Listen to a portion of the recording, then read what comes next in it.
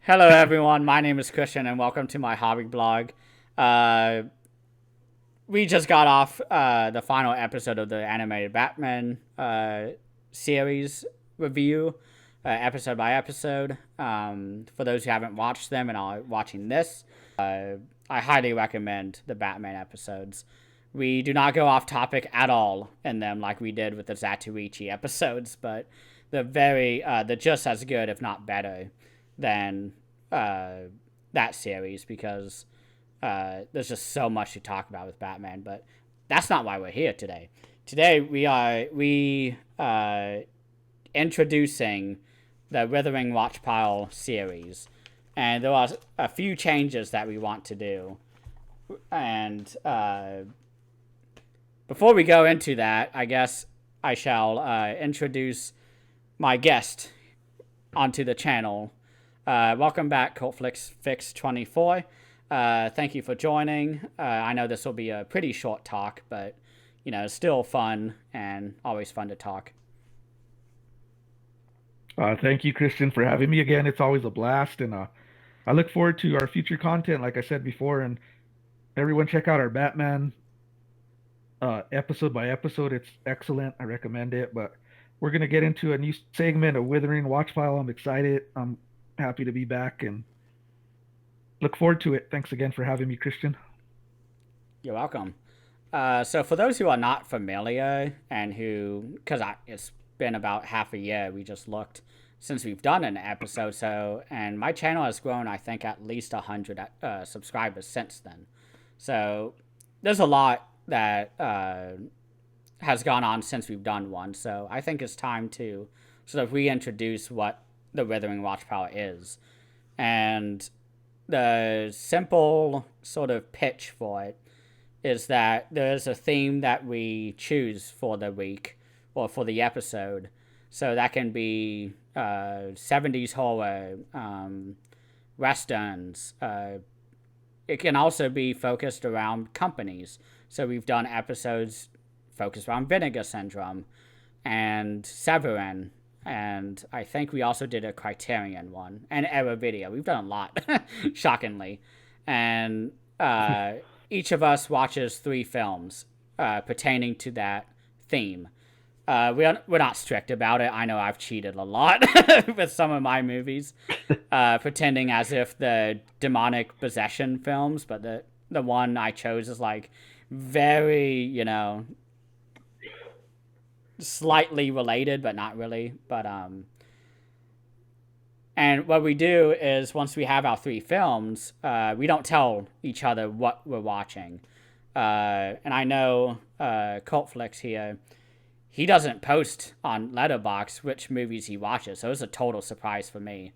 And on a system for you, because I post everything that I post everything that I watch.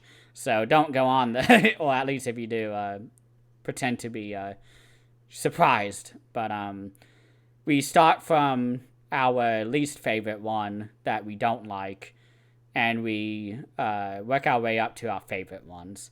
And we do not have any sort of scoring system. We do not have a. It's not like an in-depth ranking system that we have created for this. This is sort of up to us. I sometimes will have an awesome movie, but it's not a good movie that fits that theme, or it doesn't fit well with that theme. So I don't know a good example off the top of my head, but if we were watching Jaws movies or whatever and ranking the Jaws films, and I came in with the film Blades, I would probably have that number 3, although I think it's as fun as the original one. But that's sort of to show how non-rigid we are with the format. We are here about fun. We do go off topic, but I think we have gotten to the point where we're a lot more constrained and we can control ourselves. Yeah. And it's been really good. And So that's sort of what I had in mind to talk about. Is there anything else about the series that you want to discuss or mention? I think you explained it well. I mean, we go worst to best. We are trying to go to 5 films. You explained we're gonna see how that works. We used to do 3 films before, but we're trying to experiment and show if we can pull 5 films off if we don't get overwhelmed and go through a certain topic. And yeah, I'm excited. I'm glad to be back. Kind of forgot the flow of it and the feel of doing this because we were with the Batman series and all that. But yeah, I'm excited. That's all I can say. I'm ready to go, and I hope you guys tune in and hear us. Like we Christian said, we go off topic sometimes, but we're all about fun. We could go from a Exorcist franchise to Antichrist. We go Italian. I mean, it varies from what we're gonna go, but yeah, it's just about the fun and hear your guys' takes. We'd love to hear that too. So that's Yeah, pretty much all I gotta say there, Christian. yeah, and I want to piggyback, not to be a corporate professional, but to piggyback off of what you just said, we are going to experiment with 5 films, and what we used to do was do a weekly episode. So 3 episodes was actually really hard. Some weeks where if on Tuesday we hadn't started, we would text and be like, okay, we haven't even started. Like, we can't do it. Because for me, at least, I was going through all the special features. I was looking up everything. And I'll probably still do the same, but I think what's going to be great about doing 5 episodes is that now we are allowing a lot more time for it so that it's very quality focused instead of cranking out those, because we ran out of themes at one point, and we had to kind of go back and look at what we had already done in the very beginning and add them back to the list because it had been long enough that we were able to get new titles that could fit it. And I'm sure people wanted to hear about lesser known titles that we wouldn't usually dedicate an episode to or review to on our own channels. So that's another reason why I really love the series, is that there are days where, I don't know, oh my god, I'll just grab a random movie. There are days where I'm not going to do a review on The Mangler by Toby Hooper. Everyone hates this movie. I haven't seen it. I have no opinion of it. But some people will not do a dedicated review for this. But with the format of our Withering Watchpile series, it allows us to give attention to movies that we would never usually give attention to. And sure, we won't say good things about it and we'll shit on it, but we're still giving it attention and some dialogue. And there are times where I'll shit on a movie and I'm like, okay, I got that out of my system. What do you think? And you're like, oh, I love the movie, and here's why. And I'm like, oh, okay, that's interesting. I didn't think of that. And that's another fun thing about the series. And another thing to mention is that the topics can be fan requested. We've had that, I think, once or twice. I think creature features might have been one. I know you requested Italian horror when me and Will did it. So if you have any themes, please upload them or upload a comment saying them.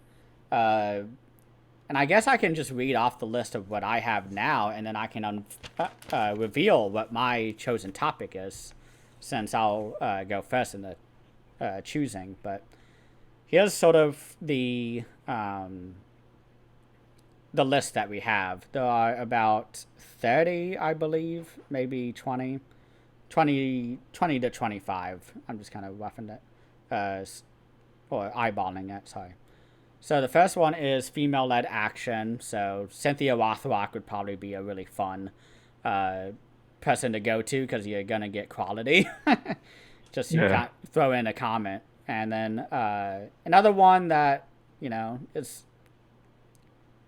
I'm still thinking about this one. Or not, but shitty remakes. I want to